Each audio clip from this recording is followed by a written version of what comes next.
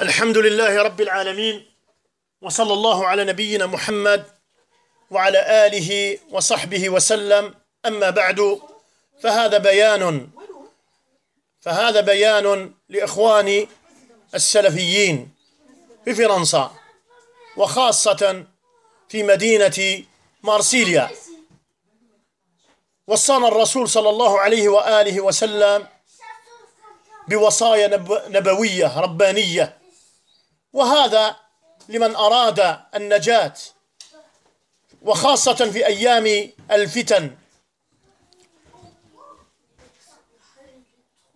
عن النبي صلى الله عليه وآله وسلم قال: بادروا بالأعمال فتنا كقطع الليل المظلم، يصبح الرجل مؤمنا ويمسي كافرا ويمسي مؤمنا، يبيع دينه بعرض قليل أو بعرض بقليل تافه من الدنيا. بعرض معناه بقليل تافه من هذه الدنيا. فسئل الرسول عليه الصلاة والسلام: يا رسول الله، ما النجاة؟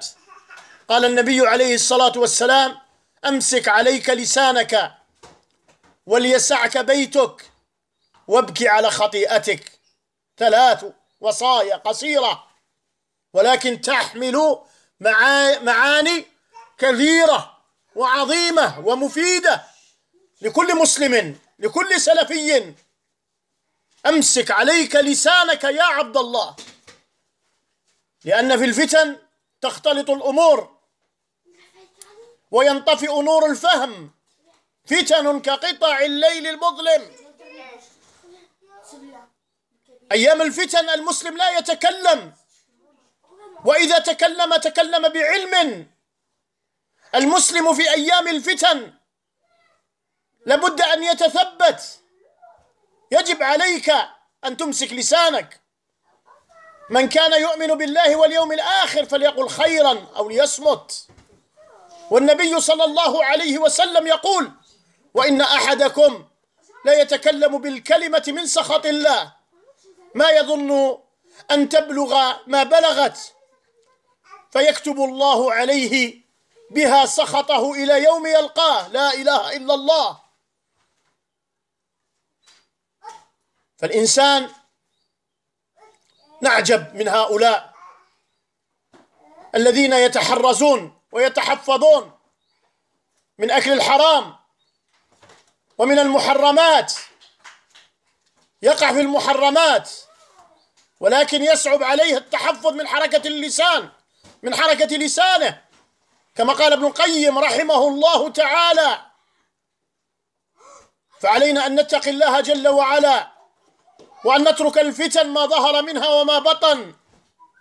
علينا أن نتقي الله جل وعلا، وعلينا أن نسأل العلماء أهل العلم الربانيين الذين أمرنا الله جل وعلا بسؤالهم: فاسألوا أهل الذكر إن كنتم لا تعلمون. يقول الشيخ ابن عثيمين رحمه الله: واعلم أن الأفضل هو المؤمن الذي يخالط الناس ويصبر على أذاهم. هذا أفضل من المؤمن الذي يخالط الناس ولا يصبر على أذاهم. نعم،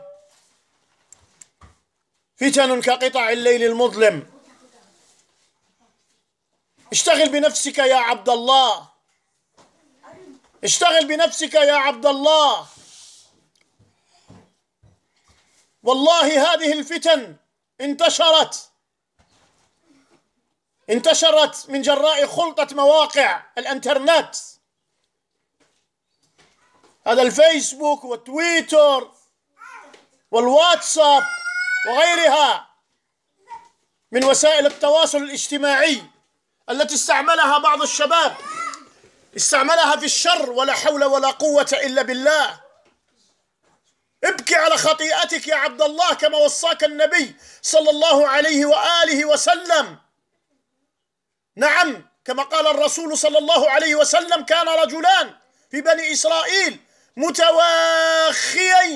متواخيين، أي بينهم أخوة، بينهم محبة، بينهم ألفة، بينهم رحمة. فكان أحدهما يذنب والآخر مجتهد في العبادة، فكان ما يزال المجتهد يرى الآخر على الذنب فيقول أقصر، أي تب إلى الله جل وعلا. فوجده يوما على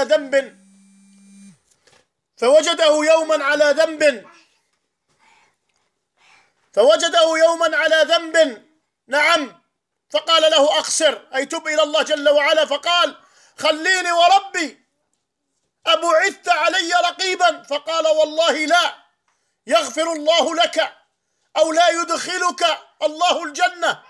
فقبض الله جل وعلا أرواحهما فاجتمع عند رب العالمين، فقال الله جل وعلا لهذا المجتهد أكنت بعالما أو كنت على ما في يدي قادرا؟ اذهبوا به إلى النار. وقال للمذنب اذهب فادخل الجنة برحمتي. قال أبو هريرة والذي نفسي بيده لا تكلم بكلمة أوبقت، أي أهلكت يا عباد الله دنياه وآخرته. فعلينا أن نتقي الله جل وعلا، علينا أن نبتعد عن الفتن ما ظهر منها وما بطن، علينا أن نشتغل بطاعة الله جل وعلا، علينا أن نصلح أنفسنا، علينا أن نعبد الله جل وعلا كما أمرنا. والله جل وعلا يقول في محكم تنزيله وما أمروا إلا ليعبدوا الله مخلصين له الدين حنفاء. فتن كقطع الليل المظلم. والآن ما نراه انشغال الناس بالأخبار، نعم بالأخبار، نعم، متناسين في ذلك، متغافلين عن العبادة.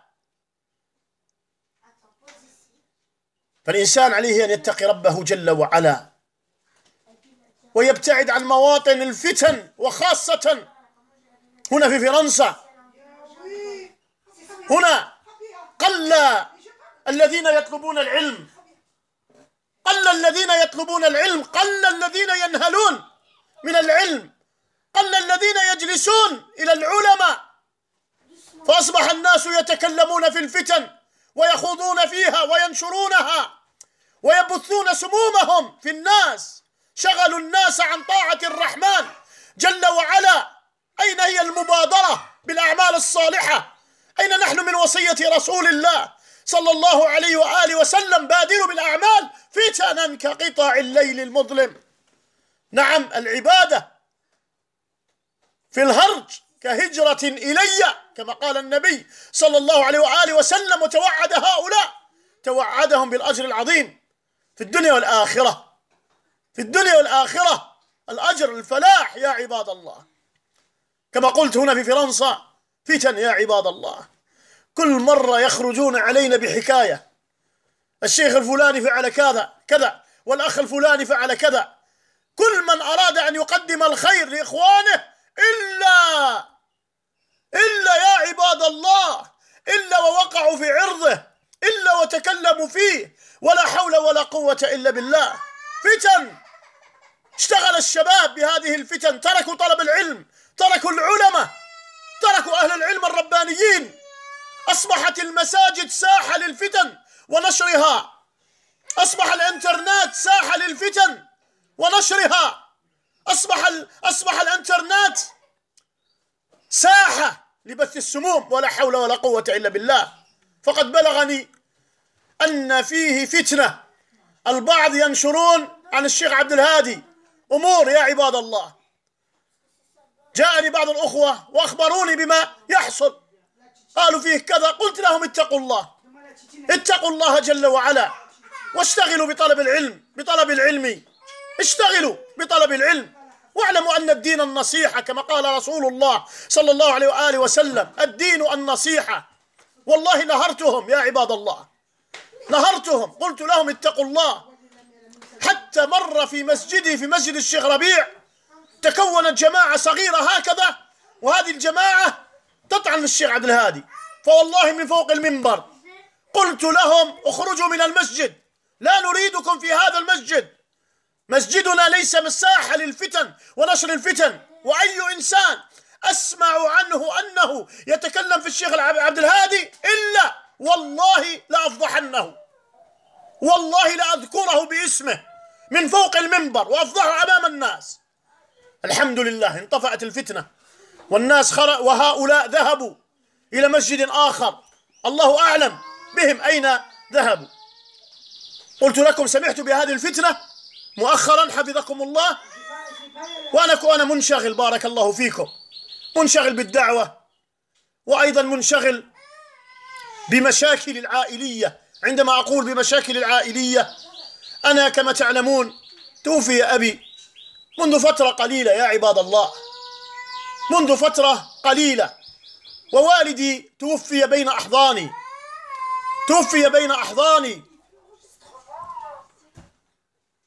وذهبت إلى الجزائر لدفن أبي، ثم عدت، ثم رجعت إلى الجزائر أيضا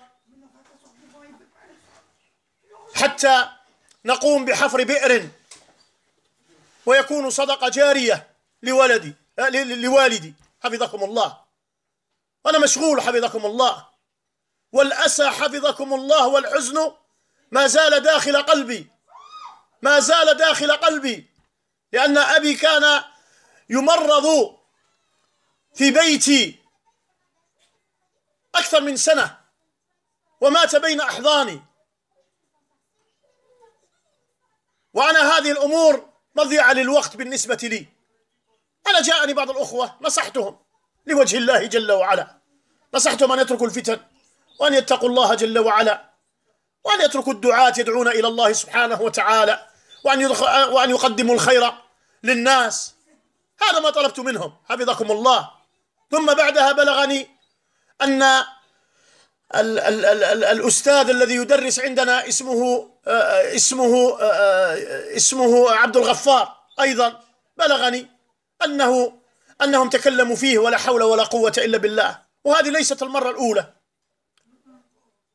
المرة الأولى أيضا افتروا عليه حفظكم الله أمور، وقالوا بأنه يطعن في الشيخ الفلاني. فوالله ساءني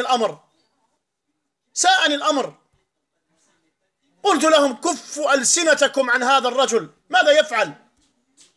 ما هو ذنبه؟ ما هي جريمته؟ تعليم الناس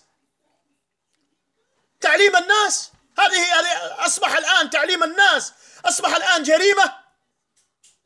جريمة انقلبت الموازين ولا حول ولا قوة إلا بالله.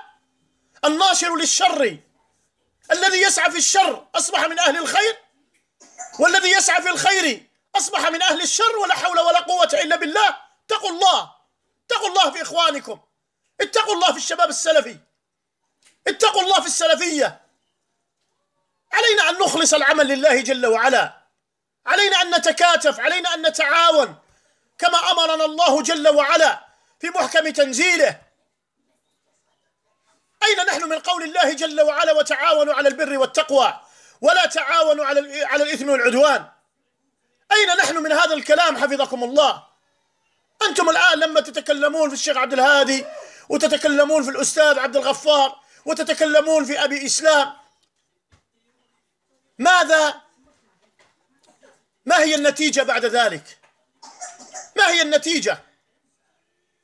أسخطتم عبد الهادي، وأسخطتم عبد الغفار، وأسخطتم أبو إسلام، وأسخطتم فلان. ما هي النتيجة؟ يذهب الناس إلى الجهال يعلمونهم أمور دينهم؟ لا والله، اتقوا الله، هذه فتن حفظكم الله، ونحن نسعى جاهدين لغلق أبواب الفتن وباب الفتنة. والله نحن في مسجدنا مسجد الشيخ ربيع والله لا مجال للفتنة، ولا نريد أن تكون فتنة، وكل إنسان يسعى في الفتنة والله نطرده من المسجد ولا كرامة، لا نريده. أي إنسان يتكلم في شيخ سلفي أو في أخ سلفي والله لا نريده، ونذب عن عرض الشيخ أو عن عرض هذا الأخ، لأنه من واجبنا، لأن النبي صلى الله عليه وآله وسلم أمرنا بذلك: انصر أخاك ظالما أو مظلوما. ما هو ذنب هؤلاء؟ ما هو ذنب الشيخ عبد الهادي، وما هو ذنب الأخ عبد الغفار، وما هو ذنب أبو إسلام إلى غير ذلك؟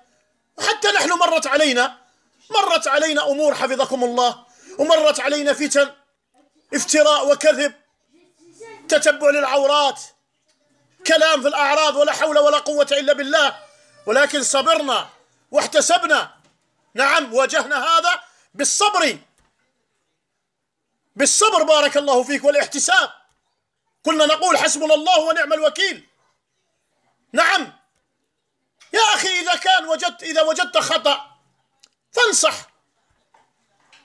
إذا صدر خطأ من عبد الهادي، من الشيخ عبد الهادي، اذهب إليه وانصحه بينك وبينه، يكن لك الأجر، يكن لك الأجر يا عبد الله.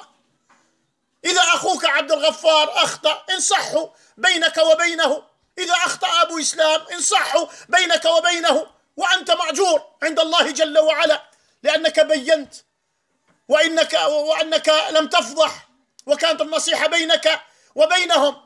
أما بهذه الطريقة فلا بارك الله فيك، فلا بارك الله فيك. أهل الفتن أهل شر، ولا حول ولا قوة إلا بالله. وبلغني أنهم ينشرون الآن أن الذي رتب لهذه الأمور هو أبو إسلام. لا إله إلا الله. اتقوا الله في أبي إسلام، اتقوا الله في أبي إسلام. قطع الله ألسنتكم، قطع الله ألسنتكم. تريدون الآن، يعني أشعلتم نار الفتنة ضد الشيخ عبد الهادي، والآن تريدونها فتنة بين أبو إسلام وبين الشيخ عبد الهادي. لا إله إلا الله. ألا تتقوا الله جل وعلا؟ ألا تخافون من ربكم جل وعلا؟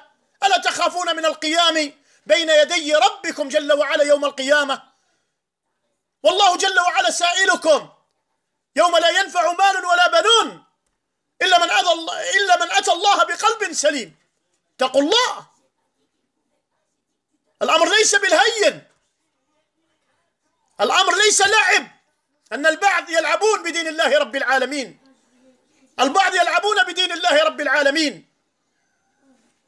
الآن أصبح الأخوة، أصبح الدعاة يخافون من هؤلاء الشباب، لا يخافون منهم، ولكنهم يخافون من شرهم، لأنهم أهل شر، لأنهم أهل شر وأهل أذية، ولا حول ولا قوة إلا بالله.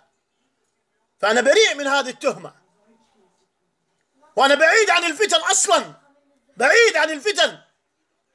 وأنا من مدة لا أسمع لا لقيل ولا لقال، لا لقيل ولا لقال، لأنني رأيت ما رأيت من هؤلاء الشباب. نحن في مسجدنا ندعو الناس وندعو الله جل وعلا أن يتقبل منا وأن يرزقنا الإخلاص. وأنا أصلا حتى هذا الانترنت لا أدخله إلا لكتابة مقال أضعه في موقعي فقط، أو سمعية تنشر في موقعي. أما هذه الأمور التافهة والله أنا في غنى عنها حفظكم الله، في غنى عنها حفظكم الله. ونحن مشغولين بالدعوة إلى الله جل وعلا، بالدعوة إلى الله جل وعلا، ونحن على خطى علمائنا جزاكم الله خير. دائما ننصح، نوجه، نرشد، نبصر الناس، نبصرهم بالحق، ونصبر على أذى الناس، أو نصبر عن أذى الناس حفظكم الله. عليك أن تبكي على خطيئتك يا عبد الله، تبكي أيام الفتن، أيام الفتن. علينا أن نعبد الله جل وعلا، علينا أن نعود إلى الله جل وعلا ونترك هذه الأمور حفظكم الله. ولكن هذا هو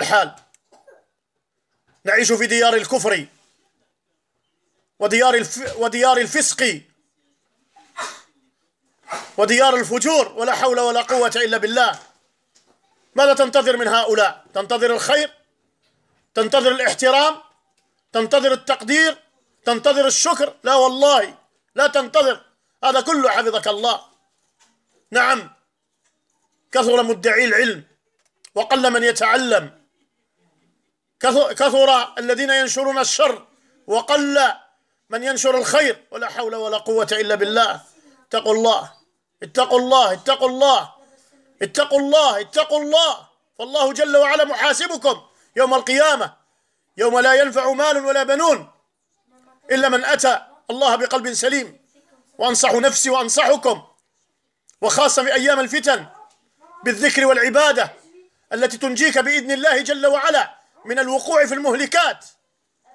واعمل بوصية رسول الله صلى الله عليه وسلم: امسك عليك لسانك، امسك عليك لسانك وليسعك بيتك وابكي على خطيئتك. نعم، رددها النبي صلى الله عليه وآله وسلم، رددها النبي صلى الله عليه وآله وسلم.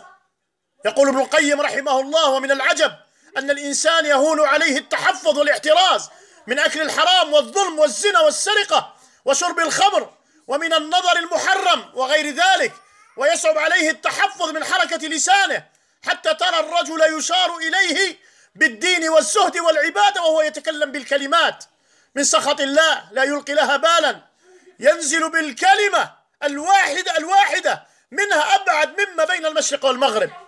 وكم ترى من رجل متورع عن الفواحش والظلم ولسانه يفري في أعراض الأحياء والأموات ولا يبالي ما يقول: لا إله إلا الله ولا حول ولا قوة إلا بالله.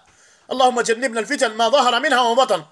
ونقولها بصراحة: والله لا أرضى لأحد أن يتكلم في سلفي، سواء كان داعية إلى الله جل وعلا أو كان أخ سلفي، والله لا أرضى بهذا، أو كانت أخت سلفية، والله لا أرضى بهذا.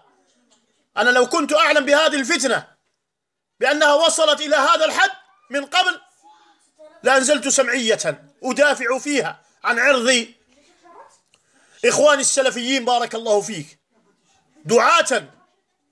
دعاة كانوا أو أخوة.